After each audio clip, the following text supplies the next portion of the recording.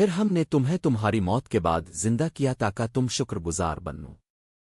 اور ہم نے تم پر ابر کا سایہ کیا اور تم پر من و سلو آتارا، کھاؤ ان پاکیزہ چیزوں میں سے جو ہم نے تمہیں عطا کی ہے، اور انہوں نے ہم پر ظلم نہیں کیا بلکہ اپنی ہی جانوں پر ظلم کرتے رہے۔ اور جب ہم نے کہا کہ اس بستی میں داخل ہو جاؤ، پھر اس میں جہاں سے چاہو خوب کھاؤ اور دروازے میں سجدہ کرتے ہوئے داخل ہو اور کہو ہت ہمارے گناہ معاف فرما، تو ہم تمہارے گناہ معاف کر دیں گے اور نیکی کرنے والوں کو ہم مزید عطا کریں گے۔ پھر ظالموں نے وہ بات بدل دی جو ان سے کہی گئی تھی، سو ہم نے ان پر آسمان سے عذاب نازل کیا اس وجہ سے کہ وہ نافرمانیاں کرتے تھے۔